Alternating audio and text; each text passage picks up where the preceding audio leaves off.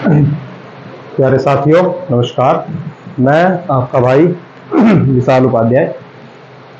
देखिए, काफ़ी दिनों से आपकी क्लासेस तो हो नहीं पाई और चुनाव थे यूपी में, सभी को पता है, इस वजह से भी नहीं हो पाई। दूसरा, गर्मी इतनी हो रही, पढ़ाने का बिल्कुल मन नहीं करता।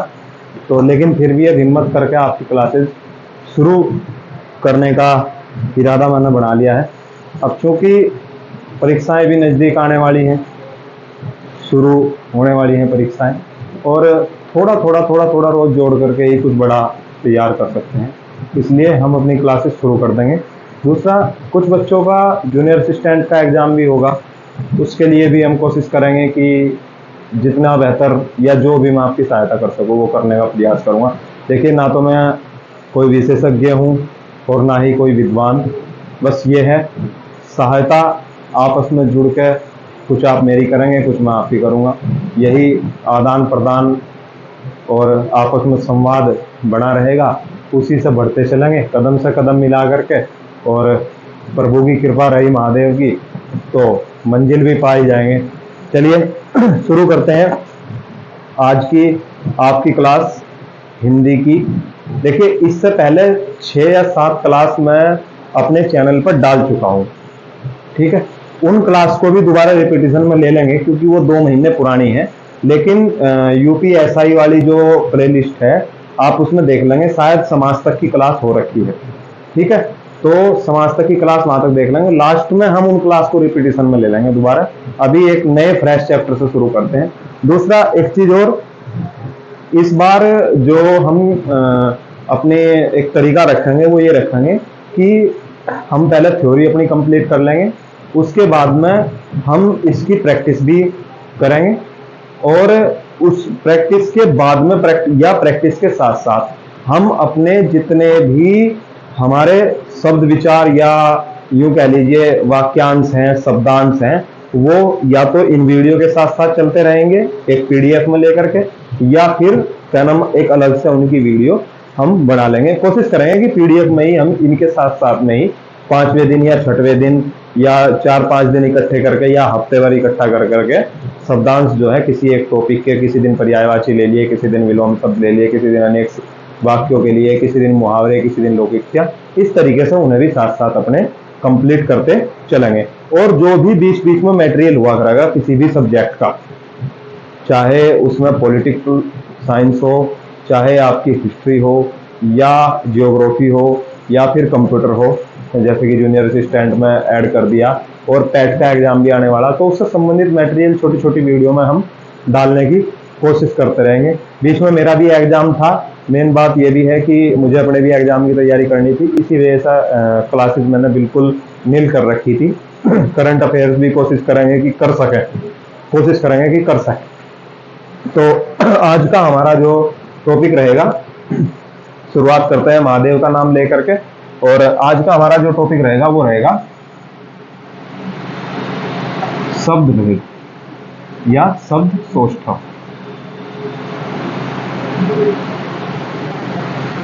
ठीक है, ये एलिगेंस ऑफ वर्ड्स है, मतलब किस तरीके से शब्द को हम परिभाषित कर सकते हैं, किस तरीके से उसे व्याख्यात कर सकते हैं, कि किस तरीके से उसकी उत्पत्ति हुई, बनावट के आधार पर हम उसका वर्गीकरण देखेंगे, और रूप के आधार पर, अर्थ के आधार पर, इस तरीके से हम जो है शब्दों का वर्गीकरण देखते चले जाएंगे। ठीक है, पहली बात तो हम शब्द के बारे में ही पढ़ लें कि शब्द क्या चीज है।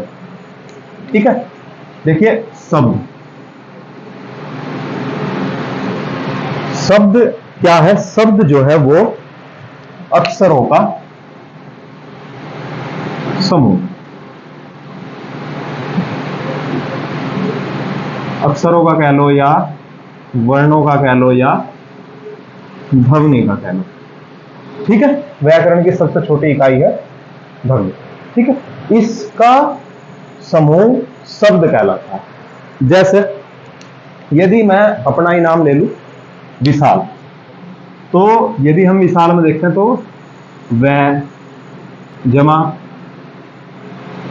छोटी ई, ठीक है, फिर बड़ा स, फिर आ का डंडा, और फिर ल।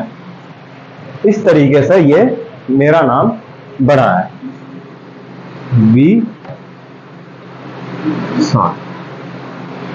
ठीक है, तब जाकर के ये विशाल बना है। अब ये क्या है, ये वर्ण है, तो वर्णों का समूह क्या बन गया, ये एक शब्द क्रिएट हो गया। ठीक है, ये शब्द की परिभाषा है। अब यदि हम शब्दों के प्रकार देखें तो शब्दों के प्रकार तो सही मायने में सिर्फ दो ही है, या तो शब्द सार्थक होगा या निरर्थक होगा। सार्थक और निरर्थक तात्पर्य क्या है भाई, या तो शब्द का अर्थ होगा या शब्द का अर्थ नहीं होगा। ठीक है, यदि अर्थ है तो सार्थक है, यदि अर्थ नहीं है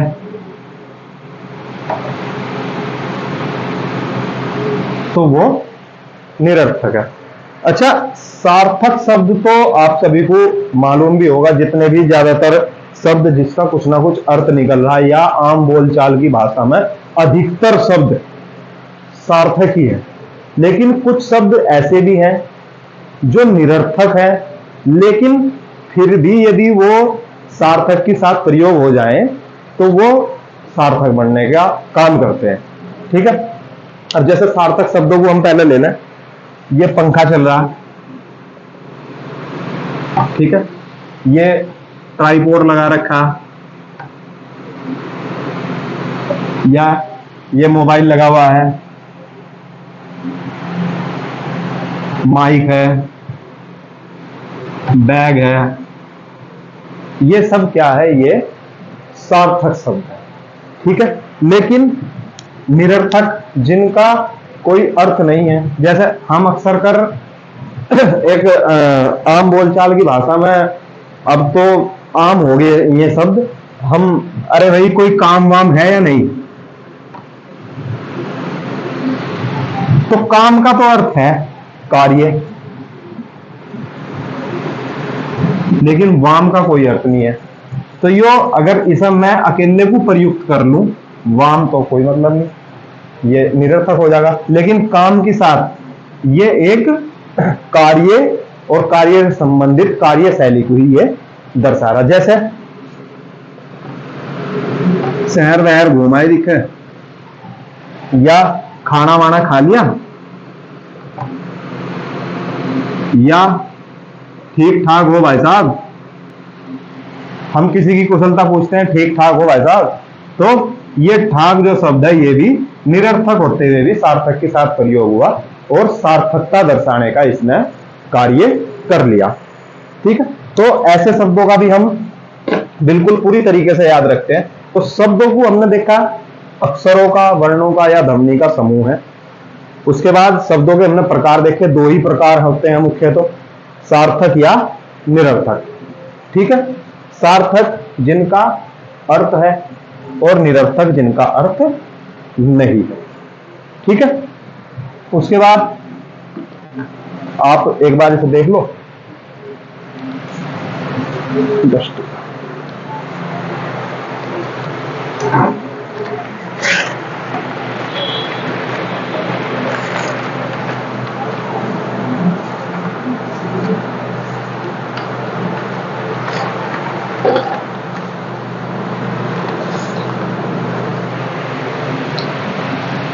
इसे मिटा देते हैं।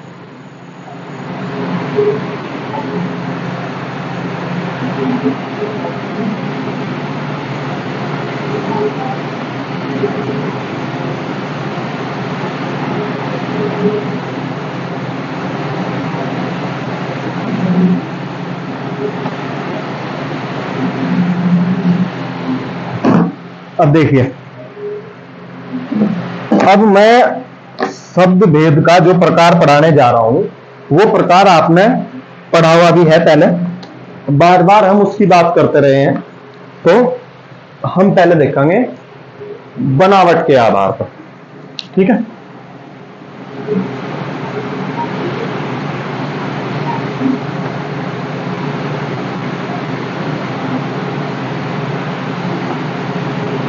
बनावट के आधार पर शब्दों के भेद। ठीक है, बनावट के आधार पर मैंने आपको पहले भी बताया, बनावट के आधार पर 3 भेद होते हैं शब्दों के। पहला रूढ़, दूसरा योग रूढ़ और तीसरा यौगिक। ठीक है, ये 3 भेद मैंने आपको बार बार बताए और इनके बारे में हम निरंतर बात करते रहे, क्योंकि यौगिक के अंदर ही आपके समास, प्रत्यय, उपसर्ग ये आते हैं। ठीक है, तो हम पहले पढ़ेंगे रूढ़ को।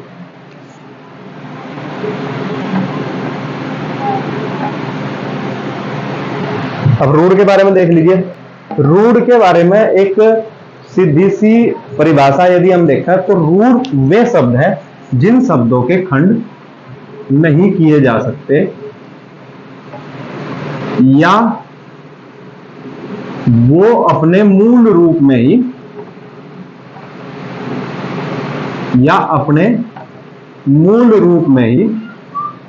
रहते हैं।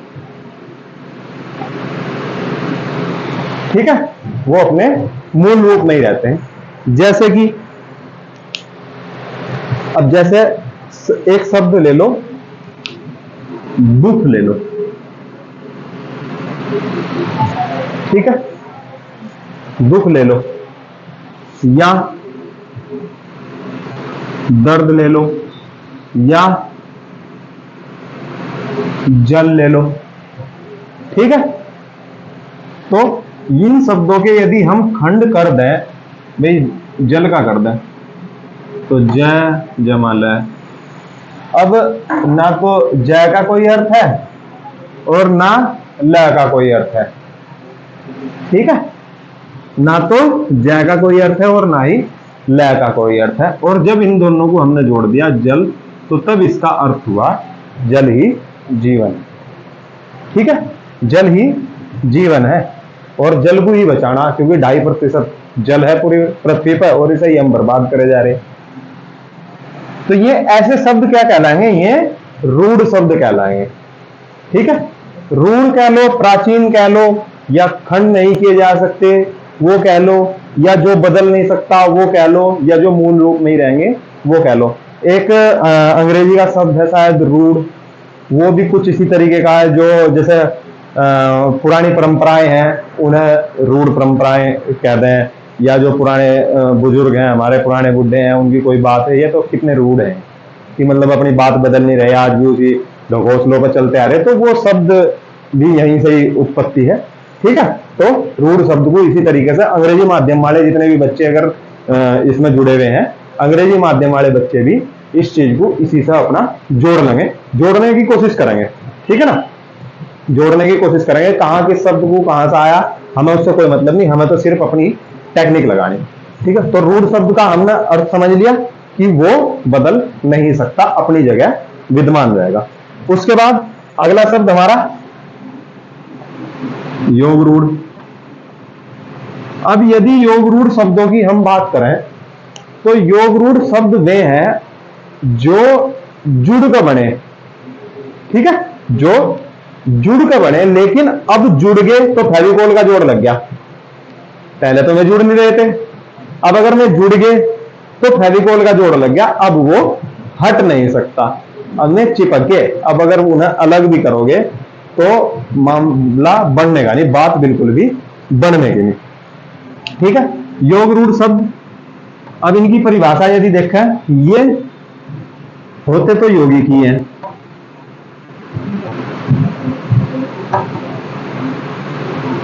लेकिन हम इनके खंड नहीं कर सकते। जैसे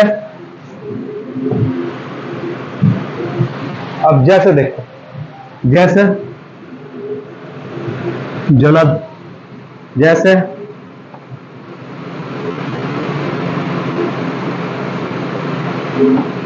पंकज। ठीक है, अब इन दो शब्दों से ही आपको पूरी तरीके से समझ में आ जाएगा इस योग रूढ़ शब्द का खेल। ठीक है, अब जैसे जलद है, जलद का यदि अर्थ देखें तो बादल है। ठीक है, या इसका पर्यायवाची है बादल। लेकिन यदि मैं इसका खंड करूं, इसका मैं कर देता हूं खंड, जल जमा द, यानी जल लाने वाला या जल ढोने वाला। ठीक है, अब यदि मैं अभी बाहर जाऊं और एक गिलास पानी ले आऊं, ठीक है, या मेरी 2.5 साल की बिटिया बाहर देख रही, वो पटड़ी बिछा के बैठी और देख रही पापा क्या कर रहे, तो यदि मैं क्या नाम पानी मंगा लूं किसी से और वो मेरे लिए जल लेकर के आए, तो उसे हम जलद तो नहीं कह सकते। जलद शब्द पर्टिकुलरली विशेषता है, पर्टिकुलरली का अर्थ है विशेषता। ठीक है, जलद शब्द विशेषता है सिर्फ और सिर्फ बादल के लिए प्रयोग होता है। ठीक है, उसी का पर्यायवाची है। तो हमने जोड़ा जरूर और अर्थ भी है, लेकिन विशेषता प्रयोग हो रहा, अब इसका खंड या इसका प्रयोग किसी और के लिए नहीं हो सकता। चिपक गया, अब तो एक ही चीज के लिए चिपक गया। अब पंकज को देख लो ऐसे ही, यदि पंक जमा ज, तो पंक का अर्थ हो कीचड़ और ज का अर्थ यहां से जन्मने वाला। ठीक है, लेकिन पंकज किसका पर्यायवाची है? पंकज पर्यायवाची है कमल का। अब देखो, कीचड़ में जन्मने वाला, अब कीचड़ में तो कीड़े भी हो और कीचड़ में और भी बहुत सारी वनस्पतियां हो जा, कीचड़ में और भी बहुत सारे जीवाणु कीटाणु पता नहीं क्या क्या रहे, लेकिन सिर्फ कमल के लिए ही पंकज शब्द का प्रयोग किया गया। विशेष अर्थ है, खंड हो नहीं सकते, पहले अलग थे लेकिन जुड़े, तो अब जुड़ गए तो अब एक दूसरे के ही हो गए रहेंगे, साथ जिएंगे साथ मरेंगे, नहीं तो जीने के ही नहीं। ठीक है, वो काम योग रूढ़ शब्दों का है। ठीक है, साथ जिएंगे साथ मरेंगे, अब तो तेरे होके मरेंगे, बस अभी गाना आया ना, तेरे होके मरा, तो वही है, तेरे होके मरा। अब अगला शब्द ले लो, यौगिक।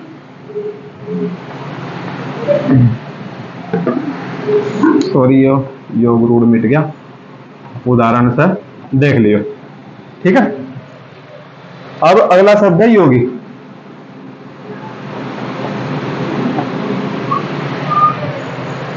अब यौगिक शब्द की बात करें तो यौगिक शब्द के तो अर्थ से ही पता चल रहा, अर्थ से कह रहा सॉरी, यौगिक शब्द के तो देखने से ही पता चल रहा, यौगिक यानी योग से बना हुआ या जुड़ा हुआ,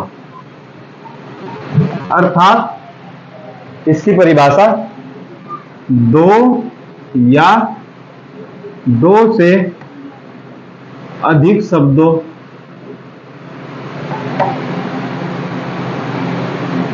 के योग से बनने वाले शब्द।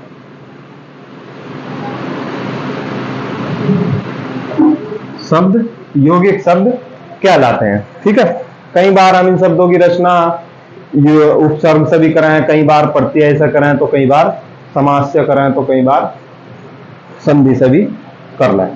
ठीक है, अब संधि वर्णों का मेल है और समास शब्दों का, ये भी याद रखेंगे।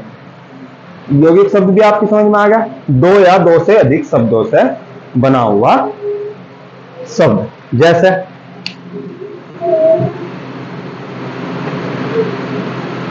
विद्यालय,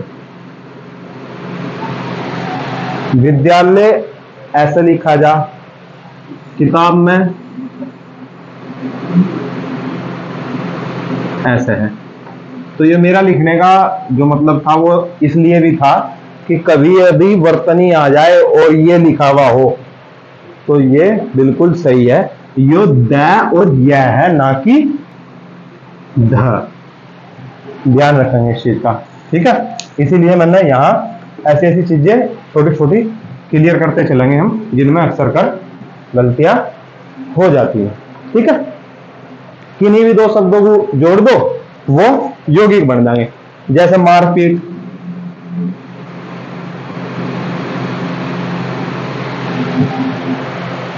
यौगिक शब्द बन गया।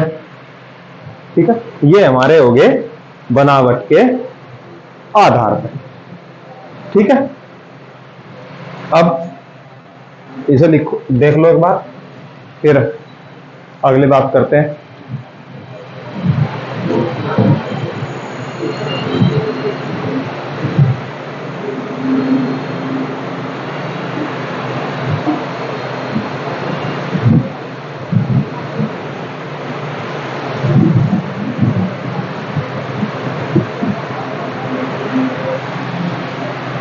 अगला हमारा आ जाएगा उत्पत्ति के आधार पर।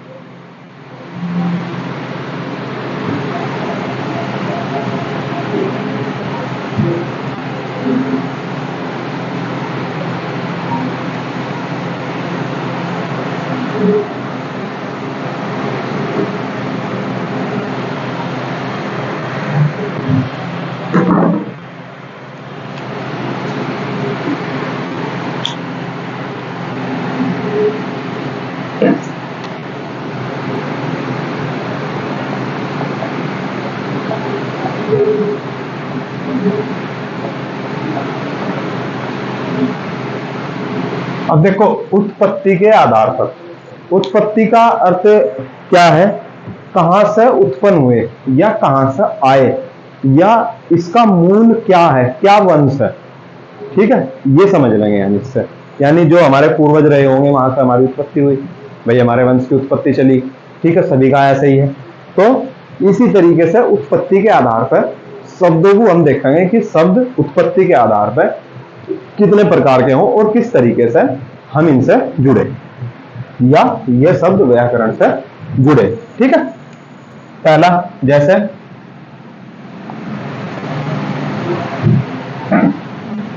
पहला ले लो तत्सम शब्द। ठीक है, अब तत्सम शब्दों की बात करेंगे तो तत्सम का अर्थ होता है संस्कृत से आए हुए।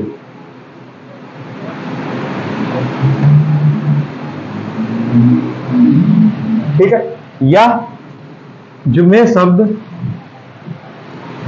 या संस्कृत के समान। ठीक है, अर्थात संस्कृत के में शब्द जो हिंदी में आए और ज्यों के त्यों प्रयोग में लाए जा रहे। ठीक है, संस्कृत के शब्द जो हिंदी में ज्यों के त्यों प्रयोग में लाए जा रहे।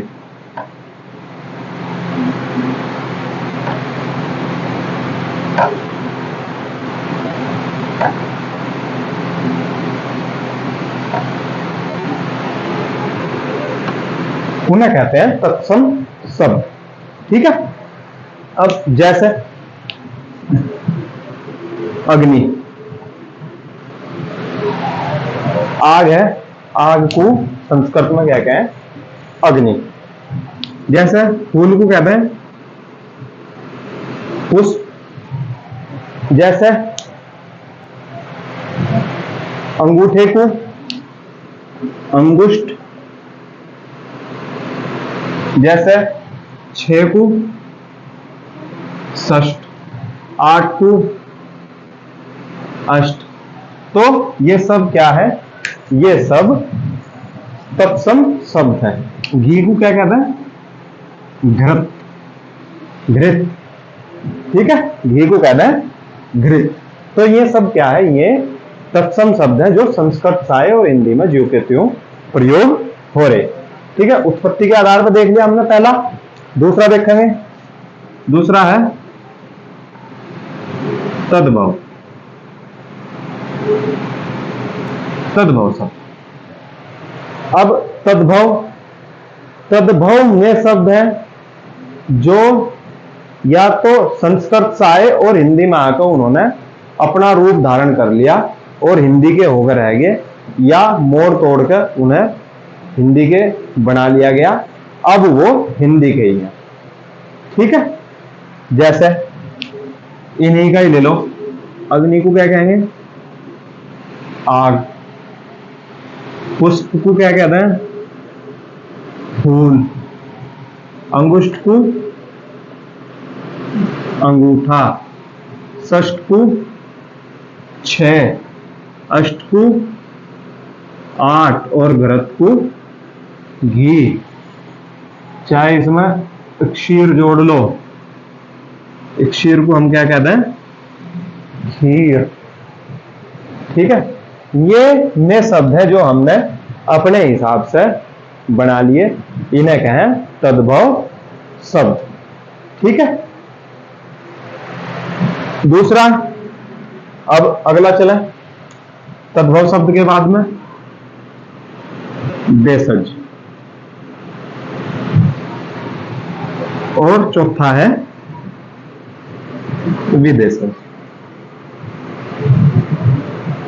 ठीक है, अब देखो देशज शब्द में है जो हमारे अपने देश में अपनी ही देश भाषा से उत्पन्न हुए या हमने प्रयोग करने शुरू कर दिए, अपनी ही देश भाषा।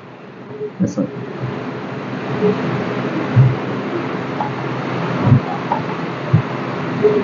या एक बड़ा अच्छा शब्द याद आ रहा, देसी शब्द कहते हैं। ठीक है, हर चीज में कहते हैं ना कि ये तो देसी हरी हो, अंग्रेजी, देसी दारू भी हो, देसी घी भी हो, देसी तेल भी हो, हमारी तरफ तो हो देसी और अंग्रेजी सब। ठीक है, तो यह देसी शब्द। ये विदेशी शब्द, विदेश है जो विदेशी भाषाओं से आए।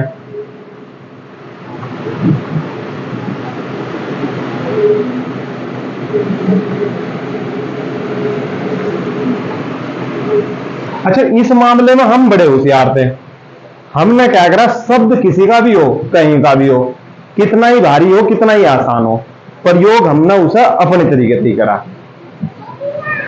अपने हिसाब से ही हमने उसे प्रयोग करा। अब देखो, जैसे देसी शब्द में तो यही लोटा, खिड़की, ठीक है, किवाड़, ये सब देसी शब्द है। अब विदेशी शब्द की मजेदारी सुनो। शब्द क्या था? शब्द था हॉस्पिटल। हम क्या कहें? अस्पताल। ठीक है, और अस्पताल ऐसा हो गया कि जैसे हमारा खुद का ही हो, हमारा ही शब्द है वो। अब जा, हॉस्पिटल तो नहीं समझो कि बाई चांस ही किसी के मुंह से निकलता होगा, नहीं तो 99% अस्पताल ही कहें। और एक ये भी ले लो, निकलना, ये भी देसी शब्द है, अस्पताल। अच्छा, अगला शब्द सुनो। शब्द क्या था? ऑफिसर। हमने क्या बना दिया? अफसर। ये विदेशी शब्द है। ठीक है, ऊपर पढ़ेंगे और बाकी सब मिटा दे रहा।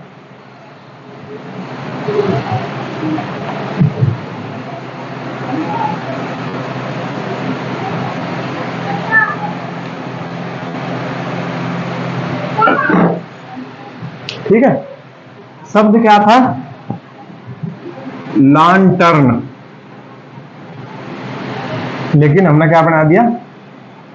लालटेन। शब्द क्या था? वचन। रघुकुल रीत सदा चली आई, प्राण जाई पर वचन ना जाई। और हमने क्या बना दिया? जुबान। ठीक है, जुबान दे दी, बस जा, दे दी तो दे दी बस। तो ये इस तरीके के शब्द हैं जो अन्य भाषाओं से आए। ये तो हमारा ही था वचन, लेकिन जुबान शब्द जो है ये फारसी का शब्द। ठीक है, तो ये इस तरीके के शब्द है जो बाहर से हमने लिए और लेने के बाद में फिर वापस नहीं दिए। अब ये हमारे ही है भाई।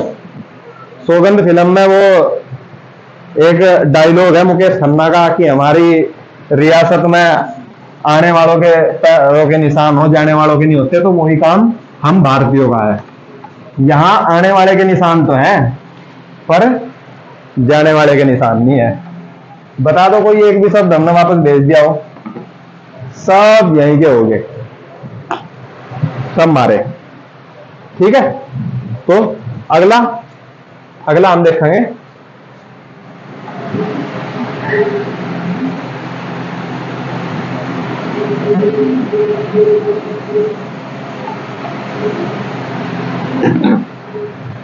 अर्थ के आधार पर।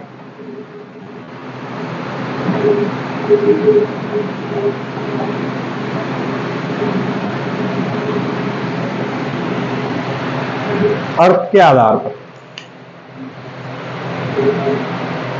अब देखो, अर्थ के आधार पर आपने अभी आप पढ़ते पढ़ते सीख जाओगे। 3 तरीके के होते हैं अर्थ के आधार पर: अभिधा, लक्षणा और व्यंजना। अभिधा, लक्षणा और व्यंजना। ठीक है, ये अभिधा क्या है? अभिधा है जिसका अर्थ सरलता से समझा जा सके,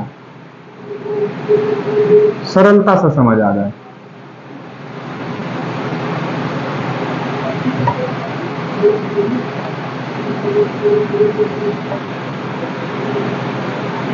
जैसे मैंने बोल दिया आपको घर, ठीक है, या मोबाइल, या जिससे मैं लिख रहा ये मार्कर तो अंग्रेजी में होगा, लेकिन यहाँ हिंदी का शब्द प्रयोग कर लो, आप कलम लिख लो। ठीक है, तो आप इन तीनों शब्दों को, जैसे ही मैंने आपको बताया घर, मोबाइल या कलम, तो घर से आप समझ गए कि घर क्या होगा। घर एक 4 दीवारी होंगी जिसमें कुछ लोग रहते होंगे या रहने वाले होंगे या रहने के लिए जा रहे होंगे, वो घर होगा। ठीक है, मोबाइल से आपने समझ लिया कि एक स्क्रीन होगी या कीपैड होगी, जिसमें कीपैड लगी हुई, स्क्रीन लगी हुई या टच वाली होगी, और उसमें लगभग वो मिनी कंप्यूटर होगा जिससे हम बहुत सारे काम कर लेंगे। ठीक है, या और फोन भी सुन लेंगे। सबसे मामूली काम तो यही है। तो मोबाइल से आप समझ गए, कलम से आप समझ गए। ठीक है, कलम क्या है? लिखने वाली है। अब आ जाओ लक्षणा पर। तो ये तो हो गया अभिधा। अभिधा क्या हो गया? जिसका अर्थ सरलता से समझ में आ जाए, यही अभिधा है। ठीक है, अर्थ के आधार पर शब्द कितने प्रकार के? 3 प्रकार के: अभिधा, लक्षणा और व्यंजना। ठीक है, बनावट के आधार पर कितने प्रकार के?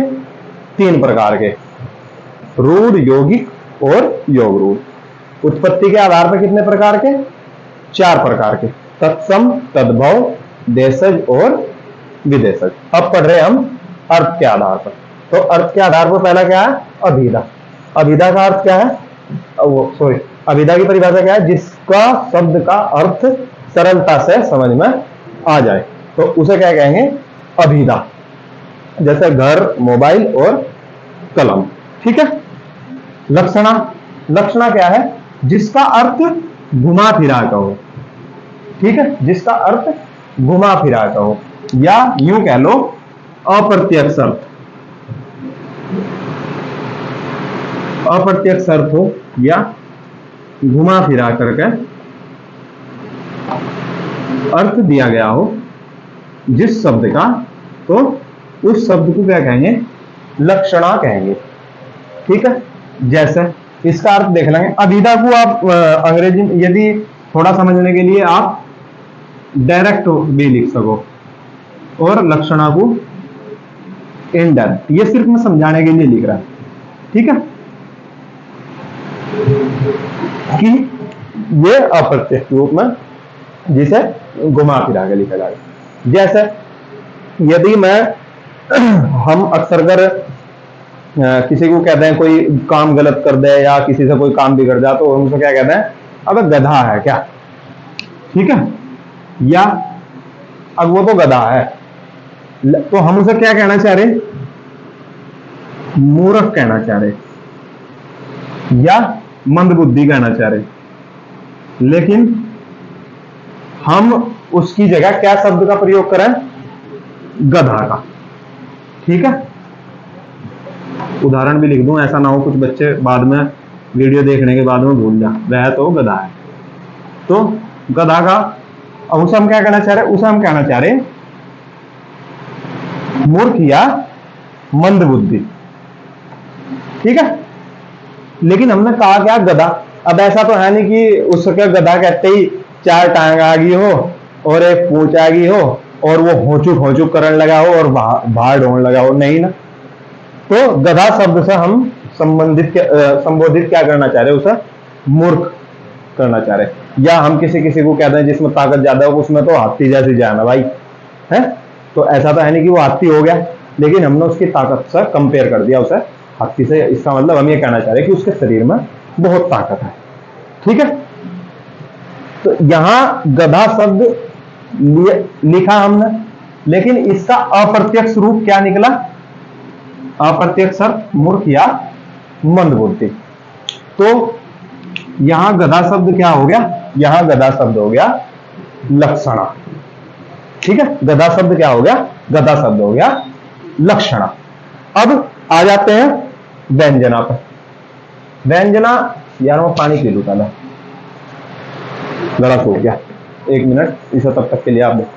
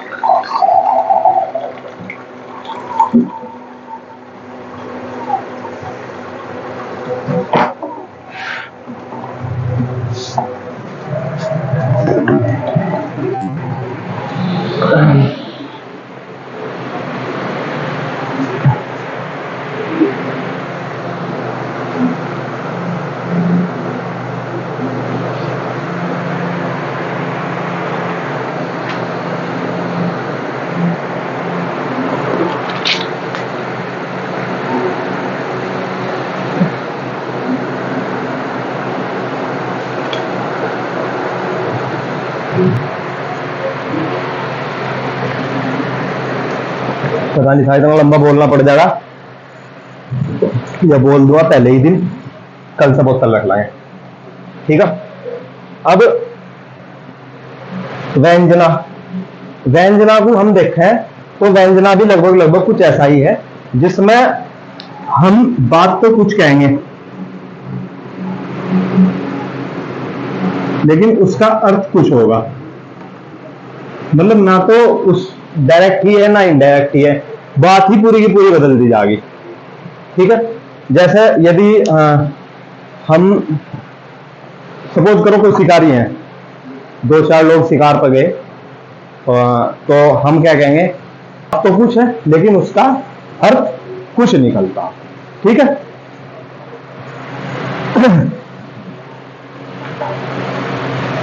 अब ये हो गया व्यंजना आपका।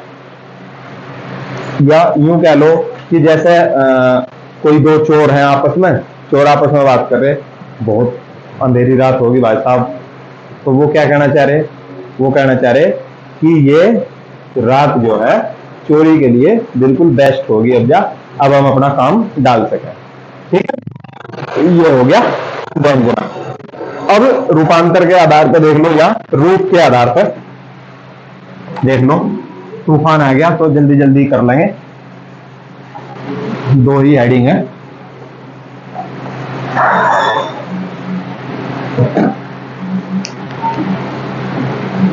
रूपांतर के आधार पर, ठीक है, रूपांतर के आधार पर पहला विकारी, दूसरा अविकारी। विकारी शब्द क्या है, विकारी शब्द वे हैं जिनमें लिंग वचन के कारण विकार उत्पन्न हो जाए, जैसे संज्ञा, सर्वनाम, विशेषण, ये सब ठीक है। इन्हें हम आगे भी पढ़ेंगे तो इन्हें हल्का सा ही डिस्कस करेंगे, क्योंकि संज्ञा के भेद में, संज्ञा से अवयव तक के भेद में हम इधर पढ़ेंगे। अब अविकारी, अविकारी शब्द में है जिनमें विकार उत्पन्न ना हो, जैसे कि अव्यय। ठीक है दोस्तों, बाहर बड़ी तेजी से तूफान आ गया, तो मुझे जो है व्यवस्था बनानी पड़ेगी, इसलिए आज की क्लास हम यहीं रोकते हैं। कल आपकी क्लास दोबारा फिर होगी और अगले टॉपिक के साथ में। अपना ध्यान रखें। और लू में, क्योंकि हीट वेव बड़ी बुरी चल रही, लू का प्रकोप इतना ज्यादा है, बिना कपड़े के बिल्कुल भी बाहर ना निकले। लाइट भागी। जय हिंद, जय भारत। दोबारा फिर होगी और अगले टॉपिक के साथ में। अपना ध्यान रखें। और लू में, क्योंकि हीट वेव बड़ी बुरी चल रही, लू का प्रकोप इतना ज्यादा है, बिना कपड़े के बिल्कुल भी बाहर ना निकले। लाइट भागी। जय हिंद, जय भारत।